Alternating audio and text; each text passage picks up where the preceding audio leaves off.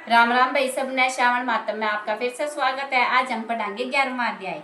11वें अध्याय में तिथि का मातम बताया है, प्रतिपदा एवं द्वितीय तिथि का व्रत। इसकी अब हम सुनाएंगे कथा। श्री सनत कुमार जी ने भगवान शंकर से इच्छा प्रकट की, हे प्रभु, आपने मुझे सब वारों का मातम बताया, अब मुझे तिथि का मातम बताने की तथा इसको जानने की बहुत ही इच्छा हो रही है। श्री उमापति बोले, हे सनत कुमार, श्रावण का महीना मुझे सब महीनों में बहुत प्रिय है। श्रावण मास की प्रतिपदा या सोमवार को पड़ती है, तो श्रावण मास में 5 सोमवार होंगे। ऐसा होने पर रोटक व्रत कहलाता है। उस दिन मनुष्य को व्रत रखना चाहिए।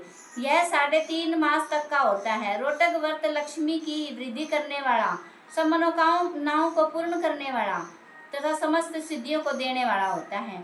अब मैं तुम्हें रोटक व्रत को करने का विधान बताता हूँ। श्रावण मास के शुक्ल पक्ष की प्रतिपदा को प्रातः काल उठकर रोटक व्रत करने का इस प्रकार संकल्प करना चाहिए, आज मैं रोटक व्रत करूंगा, हे जगत गुरु मुझ पर कृपा करें। इस प्रकार संकल्प कर प्रतिदिन मेरा यानी भगवान शंकर का पूजन करना चाहिए।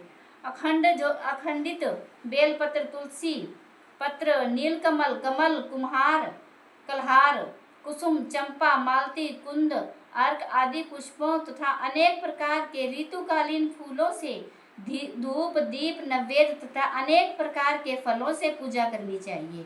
पुष्पहार नाम से 5 रोटक बनाने चाहिए। उनमें से 2 रोटक ब्राह्मण को दे देने चाहिए। 1 रोटक नैवेद्य के रूप में मुझे समर्पित करना चाहिए।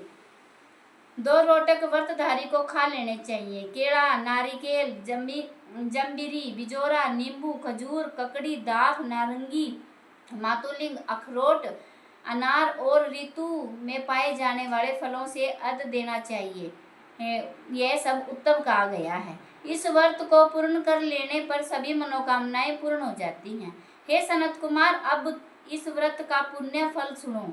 जितना फल 7 समुद्र पर्यटन भूमि दान करने से मिलता है, उतना ही फल इस व्रत को विधि पूर्वक करने से प्राप्त हो जाता है। इस व्रत को 5 वर्ष तक करने से तुल्य धन संपत्ति प्राप्त होती है। इसके उद्यापन में सोने के 2 रोटक बनाने चाहिए। पहले दिन अधिवासन करके अन्य दिनों में प्रातःकाल शिव मंत्र द्वारा घी तथा बेल पत्रों से हवन करना चाहिए। इस व्रत को करने से मनुष्य की सभी मनोकामनाएं पूर्ण हो जाती हैं। हे सनत कुमार, अब मैं तुम्हें द्वितीय व्रत को सुनो, इसकी कथा सुनाता हूँ। इस व्रत को करने वाला प्राणी लक्ष्मीवान तथा पुत्रवान हो जाता है। यह व्रत औदुंबर नाम से प्रसिद्ध है। यह सब पापों को नाश करने वाला है।